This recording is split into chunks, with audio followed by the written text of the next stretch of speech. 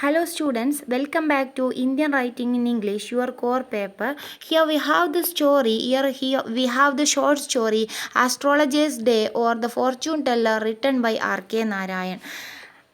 Astrologer's Day, the titular story of R.K. Narayan's fourth collection of stories, An Astrologer's Day and Other Stories, is a suspense tale of revenge, retribution, fate, and irony. Actually, we know that the Astrologer's Day is the story written by R.K. Narayan. It is taken from his own collection, Astrologer's Day and Other Stories.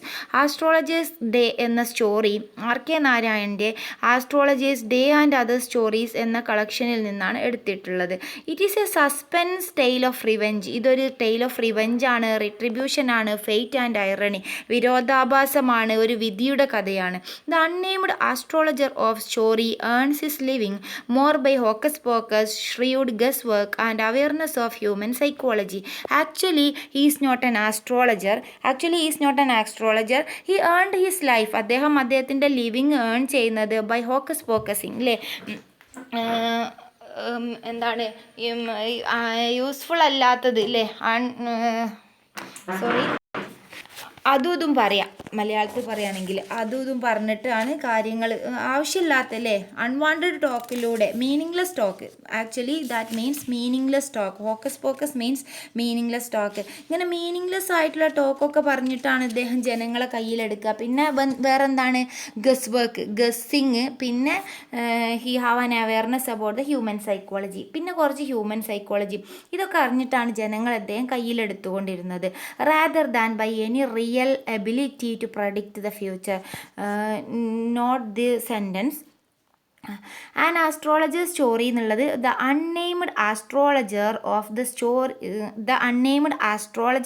Story earns his living more by hocus pocus, shrewd guesswork and as an awareness of human psychology rather than by any real ability to predict the future. Actually, he is not a real astrologer, but he is having the ability to predict future by hocus pocusing, by guessing, and he also have the awareness about human psychology.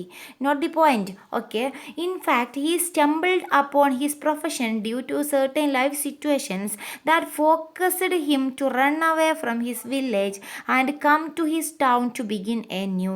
Actually, he stumbled down from this profession due to certain life situations. Actually, ഇദ്ദേഹത്തിൻ്റെ പ്രൊഫഷനിലേക്ക്, ഈ ഒരു പ്രൊഫഷനിലേക്ക് ഇയാളുടെ profession ഇതല്ല, ഈ ഒരു പ്രൊഫഷനിലേക്ക് ഇയാൾ ചാടുകയാണ് ഉണ്ടായത്. കാരണം എന്താണ്, because of his life situations അല്ലേ. ആ ലൈഫിലെ situations forced him to run away from his village. അത് അദ്ദേഹത്തിൻ്റെ വില്ലേജ് വിട്ട് ഓടാൻ വേണ്ടിയിട്ട് ഹെൽപ്പ് ചെയ്തു, സഹായിച്ചു. And came to this town begin a new life. നമ്മൾ കഥ നടക്കുന്ന ഈ സ്ഥലത്ത് അദ്ദേഹം ഒരു ന്യൂ ആയിട്ടുള്ള പ്രൊഫഷൻ ആരംഭിക്കുകയാണ്, ആ ഒരു Fortune telling profession. Okay, astrology പഠിക്കാതെ ജനങ്ങളുടെ ഫ്യൂച്ചർ പ്രെഡിക്റ്റ് ചെയ്യുക എന്നുള്ള പണി പുതിയതായിട്ട് ഈ വില്ലേജിൽ വന്ന് അദ്ദേഹം പഠിക്കുകയാണ്. പക്ഷേ എന്താണ്, അദ്ദേഹത്തിന് ഒരു കഴിവുണ്ടായിരുന്നു. He has been able to keep up the pretence as simple superstitious and unsuspecting villagers trust him by virtue of his costume, astrological talks like that. ഇദ്ദേഹത്തിന് ഈ എന്താണ് സൂപ്പർസ്റ്റീഷ്യസ് ആയിട്ടുള്ള വില്ലേജേഴ്സിനെ ഇതിലേക്ക് കൊണ്ടുവരാനും അവരെ സന്തോഷപ്പെടുത്താനും തൃപ്തിപ്പെടുത്താനുള്ള കഴിവുകൾ ആക്ച്വലി ഇദ്ദേഹത്തിന് ഉണ്ടായിരുന്നു. Now let's go through the remaining paragraph. Okay,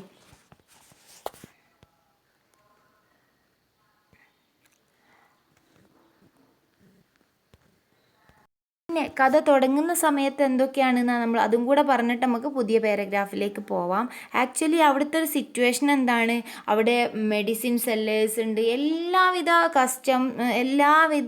എന്താണ് ഷോപ്പുകളും എല്ലാവിധ സംഗതികളും നടക്കുന്ന സ്ഥലമാണ് ഇയാളിരിക്കുന്ന സ്ഥലം അല്ലേ.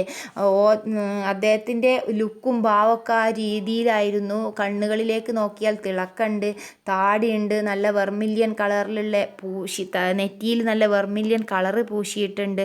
ഇതൊക്കെ കണ്ടാൽ തന്നെ ആളുകൾ അട്രാക്റ്റ് ചെയ്യുന്ന രീതിയിലാണ് ഇദ്ദേഹത്തിൻ്റെ ഒരു ലുക്ക് അല്ലേ. പിന്നെന്താണുള്ളത്, അദ്ദേഹത്തിൻ്റെ തലയിലൊരു ടർബൻ, തലപ്പാവുണ്ട്, സാഫ്രോൺ കളറിലുള്ള. അങ്ങനെ ഈ ഒരു പിന്നെ അയാൾ ഇരിക്കുന്ന സ്ഥലത്തിൻ്റെ പ്രത്യേകത എന്താണ്? A great many people were attracted him just like bees were അവിടെ അതിൻ്റെ മുന്നേ ഇദ്ദേഹത്തെ ഇരിക്കുന്ന സ്ഥലം ആ ഒരു പുളിമരത്തിൻ്റെ ചുവട്ടിലാണ് അല്ലേ, നിയർ ടൗൺ ഹാൾ പാർക്കിൻ്റെ അടുത്തുള്ള പുളിമരത്തിൻ്റെ അടുത്താണ് ഇയാൾ ഇരിക്കുന്നത്. പക്ഷേ ആ ഒരു സ്ഥലത്തിൻ്റെ പ്രത്യേകത എന്താ വെച്ചാൽ അദ്ദേഹത്തെ എല്ലാ രീതിയിലും ഫേമസ് ആയിട്ടുള്ള ഒരു സ്ഥലമാണ്. The place was very famous in anyway, ഏതെങ്കിലും രീതിയിലൊക്കെ ഫേമസ് ആയിട്ടുള്ള സ്ഥലമാണ് അദ്ദേഹം ഇരിക്കുന്നത് അല്ലേ. അപ്പോൾ ആളുകൾ അദ്ദേഹത്തെ ആകർഷിക്കുന്നുണ്ട് പല രീതിയിലും. Great many people were attracted to him, ഏതുപോലെ ഒരു സിമിലി ഉപയോഗിച്ചത്, just like bees were attracted to flowers അല്ലേ, തേനീച്ചകൾ ഫ്ലവറിനെ അട്രാക്റ്റ് ചെയ്യുന്നത് പോലെ, എക്സാമ്പിൾ ഡാലിയ ഫ്ലവറും പറയുന്നുണ്ട്, അട്രാക്റ്റ് ചെയ്യുന്നത് പോലെ അദ്ദേഹത്തെ ജനങ്ങൾ അട്രാക്റ്റ് ചെയ്യുന്നുണ്ട്. He sat under the tamarind tree near town hall അല്ലേ, ടൗൺ ഹാളിൻ്റെ അടുത്തുള്ള ടാമറിൻ്റെ ട്രീയുടെ അടിയിലാണ് അദ്ദേഹം ഇരിക്കുന്നത്. അവിടെ സവറലായിട്ടുള്ള ഓക്യുപ്പേഷൻസ് നടക്കുന്ന സ്ഥലമാണ്. People of several occupations were there, the place was very noisy, അതുകൊണ്ട് തന്നെ ആ സ്ഥലം വളരെ നോയ്സിയാണ് അല്ലേ. അപ്പോൾ അദ്ദേഹം ഇരിക്കുന്ന സ്ഥലം മെഡിസിൻ സെല്ലേഴ്സ് ഉണ്ട്, sellers of stolen hardware and junk, കട്ടെടുത്ത ഹാർഡ്വെയറും ജങ്കൊക്കെ വിൽക്കുന്നതുണ്ട്. പിന്നെ മാജിക് നടക്കുന്നവരുണ്ട്. എബോ ഇതിനൊക്കെ പുറമെ an auctioneer of cheap cloth, തുച്ഛമായ വിലക്ക് തുണികൾ വിൽക്കുന്ന ആളുകളുണ്ട്.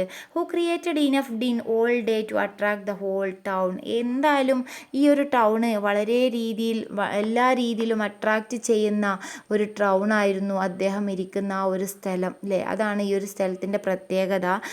The place was very noisy ആയിട്ടുള്ളൊരു സ്ഥലമായിരുന്നു അദ്ദേഹം ഇരിക്കുന്ന സ്ഥലം. ഒരു ടൗൺ അട്രാക്റ്റ് ചെയ്യാൻ ഇതന്നെ മതി. Medicine sellers, stolen hardware and junk, magicians, above all an auctioneer of cheap cloth അല്ലേ. ഇവരൊക്കെ ഇവിടെ അതുകൊണ്ട് തന്നെ ഒരു ബിസി പ്ലേസ് ആയിരുന്നു. ഇഷ്ടം പോലെ ആളുകൾ രാവിലെ മുതൽ രാത്രി വരെ അതിലൂടെ നടക്കുന്നുണ്ട്. പിന്നെ നെക്സ്റ്റ് ആരാ നോക്കൂ, എ വോയ്സിഫറസ് അല്ലേ. Vociferous means this is a new term used by R K Narayan, means noise.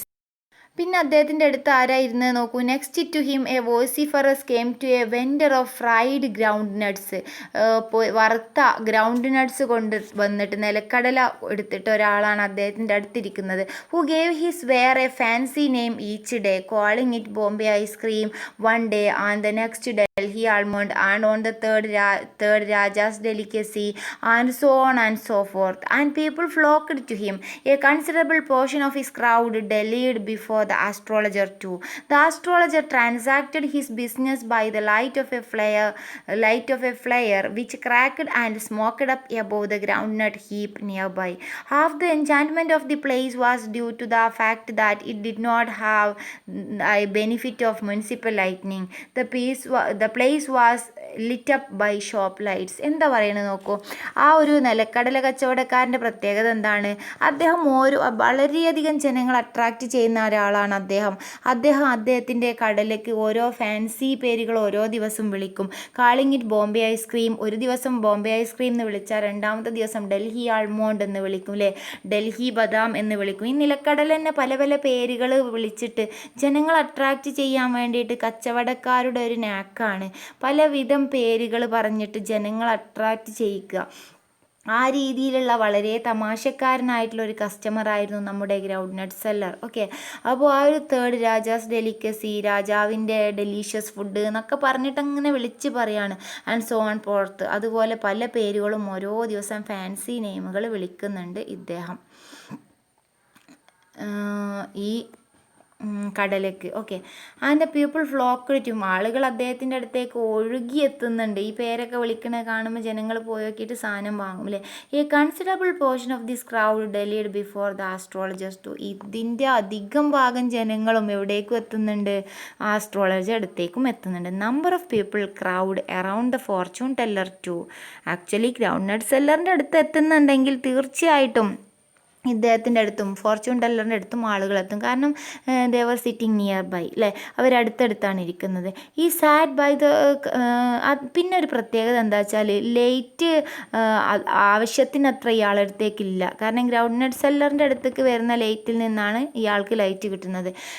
അതാണ് ഇവിടുത്തെ ഒരു ഇത്. കാരണം കുറച്ചേ ലൈറ്റ് അവിടേക്ക് എത്തുന്നുള്ളൂ, അതിന് ഇയാൾക്ക് പ്രശ്നമില്ല. അതാണ് the place was filled with various light and shadows. ആ ഒരു സ്ഥലത്തുള്ള ലൈറ്റ് ഇവരുടെ അടുത്തേക്ക് വരുന്നുണ്ട്. ചിലരൊക്കെ എന്ത് ചെയ്യുന്നുണ്ട്, ചിലരുടെ അടുത്തൊക്കെ ലൈറ്റ് ഉണ്ട് എന്ന് പറയുന്നത്, പക്ഷേ ഇയാളടുത്ത് വേണ്ടത്ര ലൈറ്റോ കാര്യങ്ങളോ ഒന്നും ഇല്ല ഈ ആസ്ട്രോളജറുടെ അടുത്ത്. പക്ഷേ കടല കച്ചവടക്കാരൻ്റെ അടുത്ത് നിന്നുള്ള ലൈറ്റ് ഇയാൾക്ക് കിട്ടുന്നുണ്ട് അല്ലേ, അതാണ്. പക്ഷേ വേറെ പല സ്ഥലത്തു നിന്നുള്ള ലൈറ്റിനാലും ഷോപ്പ് ലൈറ്റും എല്ലാം കൂടിയുള്ള ലൈറ്റുകളുണ്ട്, ഇയാൾക്ക് സ്വന്തമായിട്ട് ലൈറ്റില്ല. 1 or 2 had hissing gas light. ചിലരൊക്കെ ഗ്യാസ് ലൈറ്റുകൾ കത്തിച്ചിട്ടുണ്ട്. ചിലരെന്താണ് naked flares stuck on poles. ചിലരെന്താണ് നെയ്ക്കഡായിട്ടുള്ള ഫ്ലെയിം കത്തിച്ചിട്ടുണ്ട്. Some were lit up by old cycle lamp. ചിലർ ഓൾഡ് സൈക്കിൾ ലാമ്പ് കത്തിച്ച് വെച്ചിട്ടുണ്ട്. And 1 or 2 like the astrologers managed without light of their own. 1 or 2 astrologers ഇയാളെപ്പോലുള്ള എന്താണ് പ്രായമുള്ള ആളുകൾ ഒരു ലൈറ്റൊന്നും ഇല്ലാതെയാണ് അവരിയ്ക്കുന്നത്. പക്ഷെ അവിടെ എന്തുണ്ട്, the street sellers had only the light from the shop. The street സെല്ലേഴ്സിന് ധാരാളം ഷോപ്പുകൾ, നിങ്ങൾക്ക് അറിയാലോ, ഈ റോഡ് സൈഡിൽ ഇരിക്കുന്നവർക്ക് അവർക്ക് ബിൽഡിങ്ങോ കാര്യങ്ങളോ ഒന്നും ഇല്ലാത്തത് കൊണ്ട് അവർക്കായിട്ട് ലൈറ്റൊന്നും ഉണ്ടാവില്ല. പക്ഷെ ഇഷ്ടം പോലെ ഷോപ്പുകൾ ഉണ്ടാവും മെയിനായിട്ടുള്ള സ്ഥലത്തൊക്കെ, മെയിനായിട്ടുള്ള ടൗണിൽ. ആ ഷോപ്പിൽ നിന്നുള്ള ലൈറ്റിൽ തന്നെ ആയിരിക്കും ആരും ഇരിക്കുക, ശരിക്കും ഈ ഒരു സ്ട്രീറ്റ് സെല്ലേഴ്സും ഇരിക്കുക. അതാണ് ആക്ച്വലി ഇവിടെ സംഭവിക്കുന്നത് കേട്ടോ. A number of people crowd around the fortune teller to. He sat by the light coming from the near the groundnut seller. The light was scarce in that place. The street sellers had only the light from the shop അല്ലേ. അപ്പോൾ നമ്മൾ ആദ്യമേ പറഞ്ഞു RK. നാരായണൻ്റെ ഒരു പ്രത്യേകത എന്താ വെച്ചാൽ ഈച്ച് ആൻഡ് എവരി ഡീറ്റെയിൽസും ഇങ്ങനെ പറഞ്ഞുകൊണ്ടേ ഇയാളുടെ ഷോർട്ട് സ്റ്റോറി എഴുതുള്ളൂ.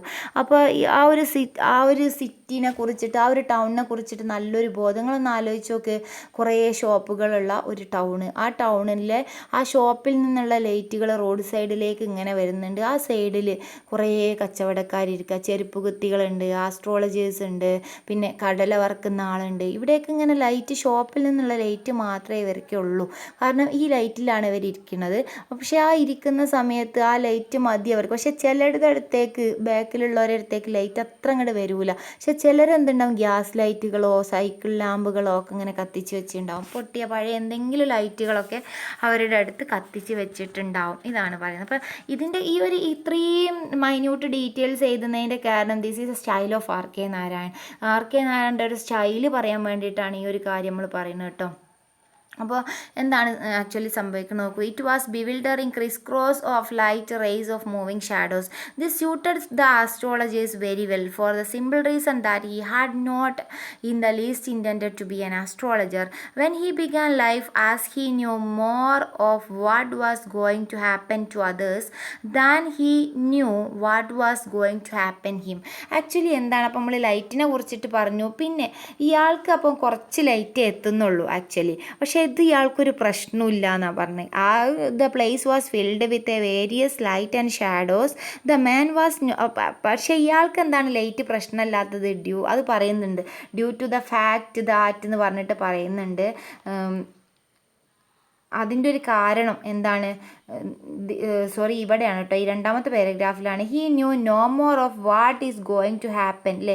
ഇദ്ദേഹത്തിന് ആക്ച്വലി അറിയില്ല എന്താണ് അദ്ദേഹത്തിന് സംഭവിക്കാമെന്നോ, ആക്ച്വലി കസ്റ്റമേഴ്സ്, ഇയാളുടെ അടുത്തേക്ക് വരുന്ന കസ്റ്റമേഴ്സിനെ കുറിച്ചോ ഭാവി പ്രവചിക്കാനോ ഒന്നും അയാൾക്ക് അറിയില്ല. അപ്പോൾ അതുകൊണ്ട് ലൈറ്റ് കുറച്ച് കുറഞ്ഞാലും കാപട്യം ചെയ്യുമ്പോൾ അവിടെ നല്ല ലൈറ്റൊന്നും ആവശ്യം ഉണ്ടാവില്ല അല്ലേ. കാരണം ഒരു പേടിയുണ്ട് ആ സംഗതികൾ ചെയ്യണ സമയത്ത്. കാരണം പറഞ്ഞാൽ തെറ്റിപ്പോവോ എന്നുള്ള പേടിയൊക്കെ ഉണ്ട്. കാരണം അദ്ദേഹത്തിന് നക്ഷത്രം എന്താണെന്നോ ജ്യോതിഷം എന്താണെന്നോ അറിയില്ല. അതുകൊണ്ട് this light suited the astrologer very well. ഈ സ്ഥലത്താട്ടോ അതുള്ളത്.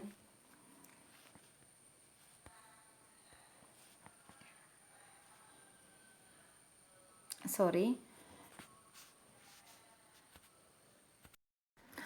ഓക്കെ, ഇതെന്താണ് പറയുന്നത് നോക്കൂ. അദ്ദേഹം ജനങ്ങളെ പ്ലീസ് ചെയ്തു എന്നാണ് പറഞ്ഞത്. But still people were pleased with his fortune telling. It was experience, study and guesswork that helped him like any other profession. അദ്ദേഹത്തിന് മറ്റെല്ലാ പ്രൊഫഷനെ പോലെ തന്നെ ഈ ഒരു പ്രൊഫഷനും അദ്ദേഹം വളരെ ഭംഗിയായിട്ട് ഏറ്റെടുത്തു എന്നാണ് പറയുന്നത്. കാരണം ഇദ്ദേഹത്തിന് ആസ്ട്രോളജി അറിയില്ല, സ്റ്റാറിനെ കുറിച്ച് അറിയില്ല, എന്നിരുന്നാലും ഇദ്ദേഹത്തിന് ജനങ്ങളെ he said things which pleased and astonished everyone. കാരണം ഇദ്ദേഹത്തിന് അറിയാം ജനങ്ങളെ സന്തോഷിപ്പിക്കാനും അവരെ അത്ഭുതപ്പെടുത്താനും. That was more a matter of study, practice and shrewd guesswork. ഇതൊക്കെ അദ്ദേഹം എങ്ങനെ നേടിയതാണ്? അദ്ദേഹത്തിൻ്റെ ഗസ് വർക്ക് കൊണ്ടും അദ്ദേഹത്തിൻ്റെ ബിക്കോസ് ഓഫ് ഹിസ് എക്സ്പീരിയൻസ് അല്ലേ. All the same it was as much honest man's labour as any other. മറ്റുള്ള ആളുകൾ അവരുടെ എന്താണ് ശമ്പളം അർഹിക്കുന്നത് പോലെ തന്നെ ഇദ്ദേഹവും ഒരു സത്യസന്ധനെ പോലെ അദ്ദേഹത്തിൻ്റെ പൈസ and he deserve the wages he carried home at the end of the day. ദിവസത്തിൻ്റെ അവസാനത്തിൽ അദ്ദേഹത്തിന് കിട്ടുന്ന വേതനം അദ്ദേഹം അർഹിക്കപ്പെട്ടത് തന്നെയാണ്. He had left his village without any previous thought or plan. എൻ്റെ മുന്നേ എന്താ പറയുന്നത് വെച്ചാൽ people were pleased for the fortune telling. ജനങ്ങൾ അദ്ദേഹത്തിൻ്റെ ഫോർച്യൂൺ ടെല്ലിങ്ങിൽ സന്തോഷവാന്മാരായിരുന്നു. They were astonishing. It was because of the experience, study and guesswork. Also he knew the human psychology like any other profession. He did the work of an honest man അല്ലേ. He deserve the money he earned just like any other worker. Okay, next അദ്ദേഹത്തിൻ്റെ വീട് വിട്ടിറങ്ങേണ്ടി വരുന്ന സാഹചര്യമാണ് next നമ്മുടെ author explain ചെയ്യുന്നത്. ഈ had left the village without any previous thought or plan. അദ്ദേഹത്തിൻ്റെ നാട് വിടുന്നത് പ്രത്യേകമായിട്ടുള്ളൊരു പ്ലാനോ ചിന്തയോ ഒന്നും ഉണ്ടായിട്ടായിരുന്നില്ല. If he had left there, he would have carried on the work of his forefathers, namely tilling the land, living, marrying, and ripening in his confined and ancestral home. In his cornfield and ancestral home, but that was not to be. He had to leave home without telling anyone, and he could not rest till he left it behind a couple of 100 miles. To a villager it is a great deal, as if an ocean flowed between. He had a working analysis of mankind's troubles.